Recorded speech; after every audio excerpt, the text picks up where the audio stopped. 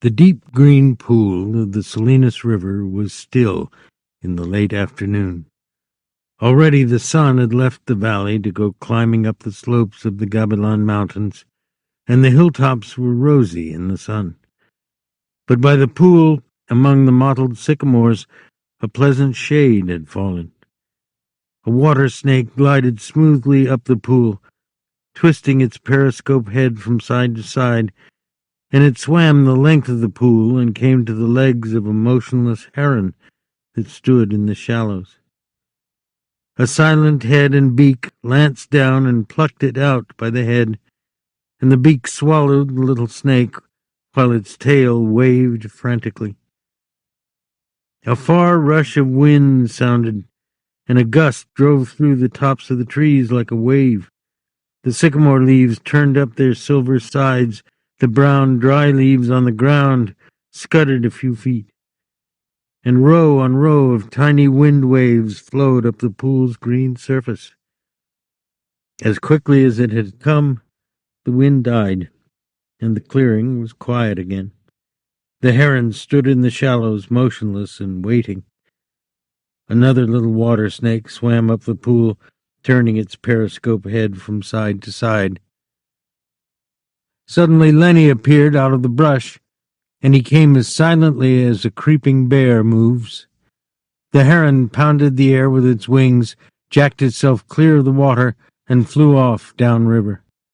The little snake slid in among the reeds at the pool's side. Lenny came quietly to the pool's edge. He knelt down and drank, barely touching his lips to the water.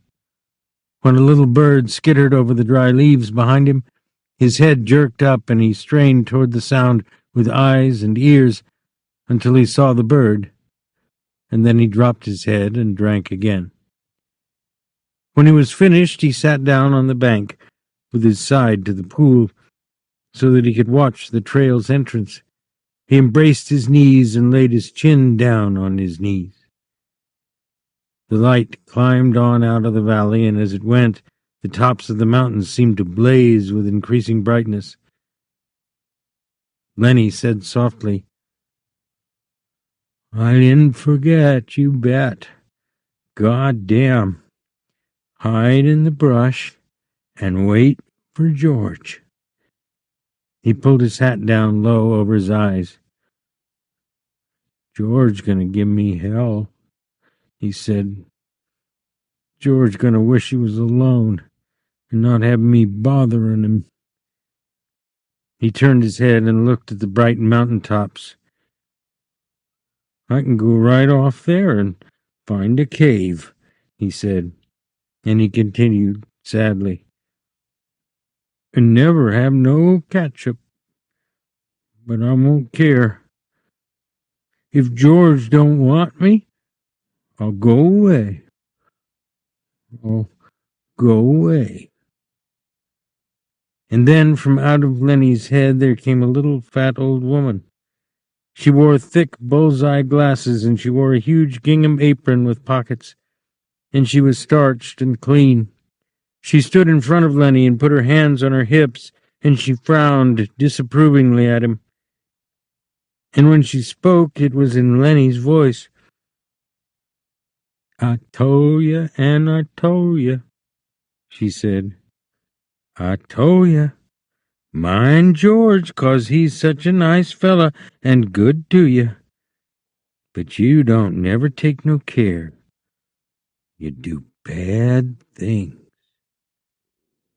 And Lenny answered her, "I tried, Aunt Clara, ma'am.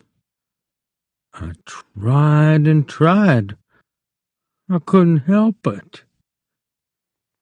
"You never give a thought to George," she went on in Lenny's voice.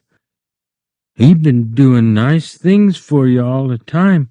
When he got a piece of pie, you always got half, or more'n half, and if there was any ketchup, why, he'd give it all to you."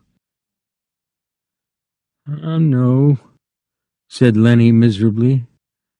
"I tried, Aunt Clara, ma'am, I tried and tried." She interrupted him. All the time, he could have had such a good time if it wasn't for you. He would have took his pay and raised hell in a whorehouse, and he could have sat in a pool room and played snooker. But he got to take care of you." Lenny moaned with grief. "I know, Aunt Clara, ma'am. I'll go right off in the hills, and I'll find a cave, and I'll live there so I won't be no more trouble to George." "You just say that," she said sharply. "You're always saying that, and you know, son of a bitching well, you ain't never gonna do it. You'll just stick around and stew the bejesus out of George all the time." Then he said, I might just as well go away. George ain't gonna let me tend no rabbits now." Aunt Clara was gone, and from out of Lenny's head there came a gigantic rabbit. It sat on its haunches in front of him, and it waggled its ears and crinkled its nose at him. And it spoke in Lenny's voice, too.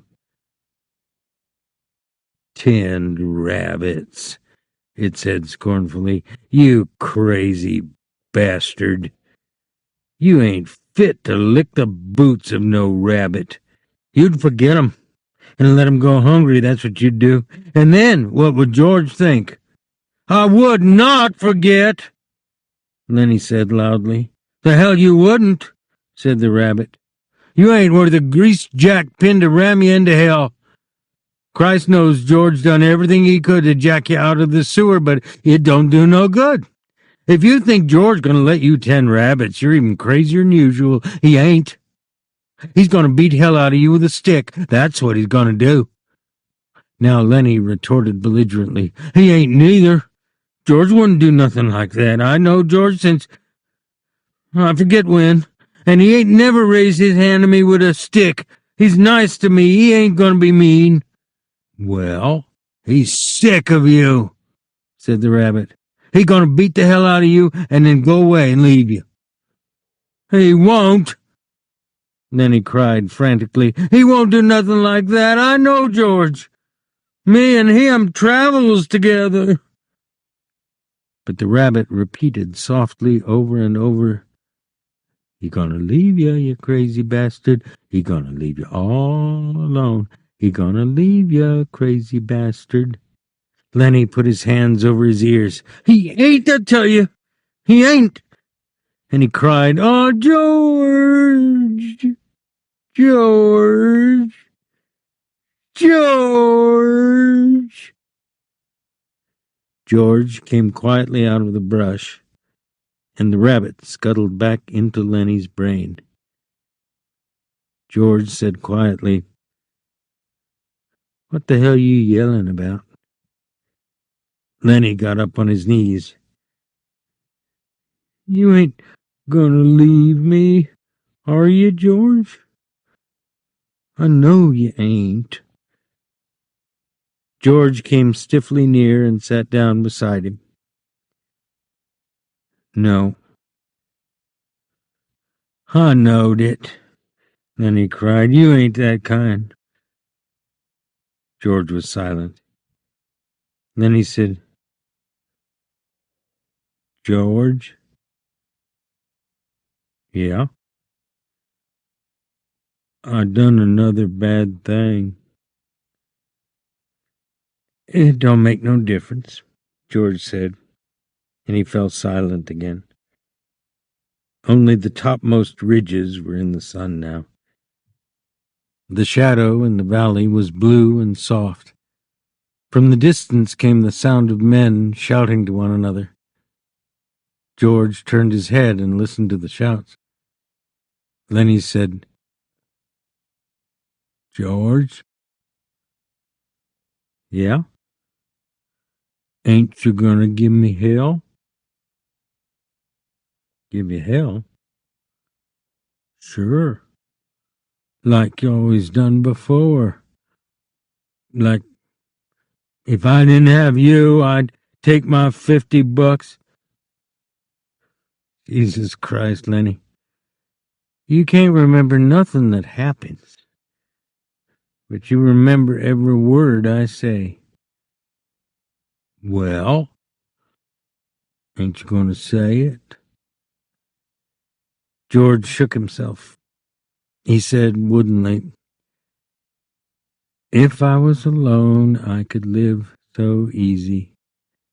His voice was monotonous, had no emphasis. "I could get a job and not have no mess." He stopped. "Go on," said Lenny. "And when the end of the month come?"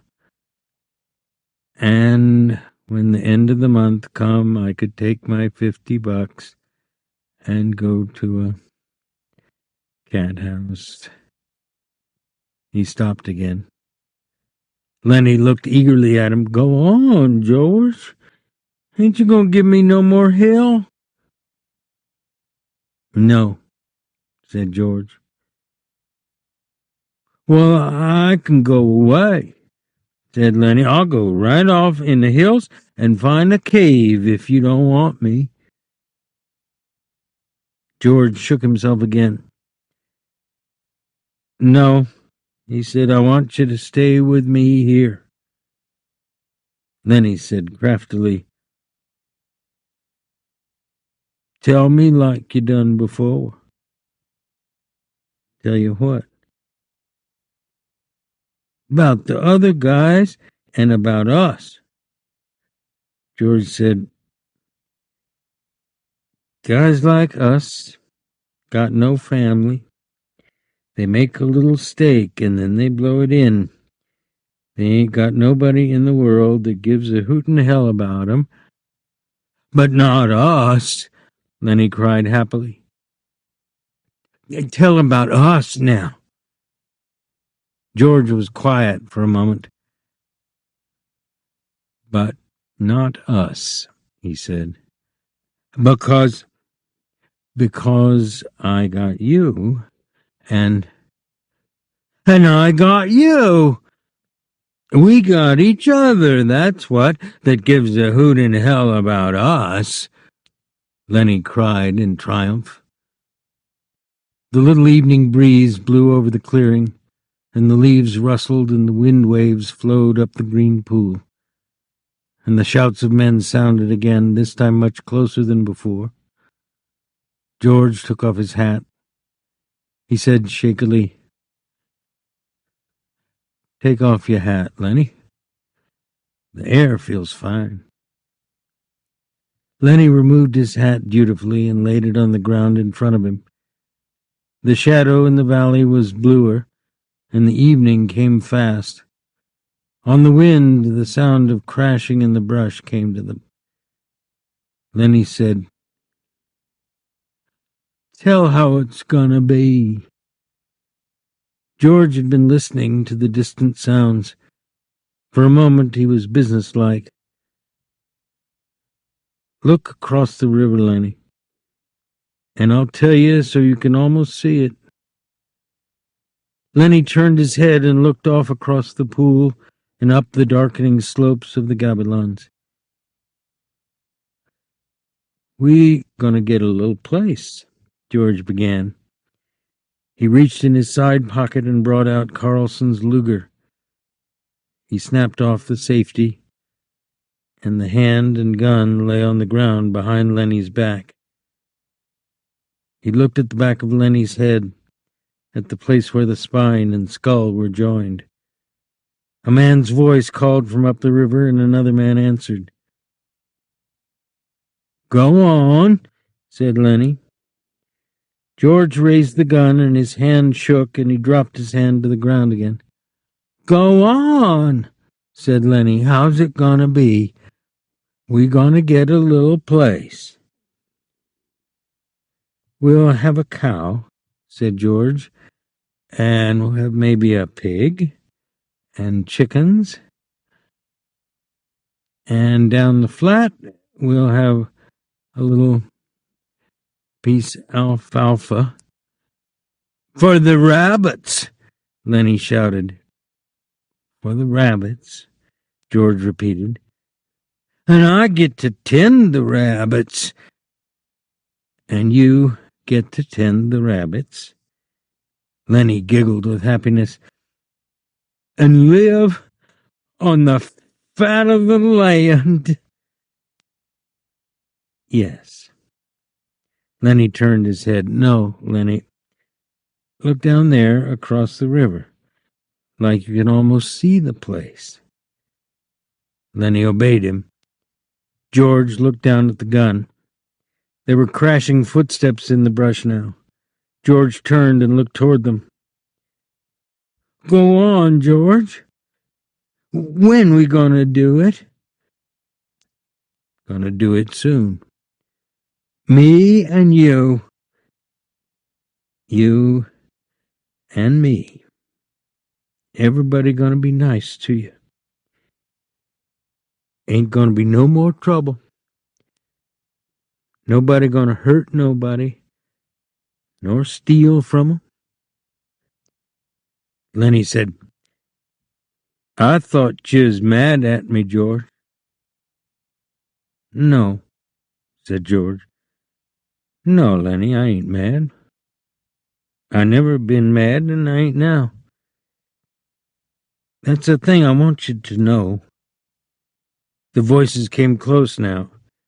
George raised the gun and listened to the voices. Lenny begged, Let's do it now.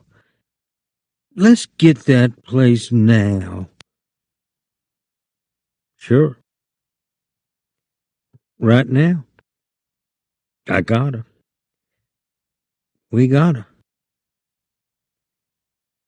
And George raised the gun and steadied it, and he brought the muzzle of it close to the back of Lenny's head.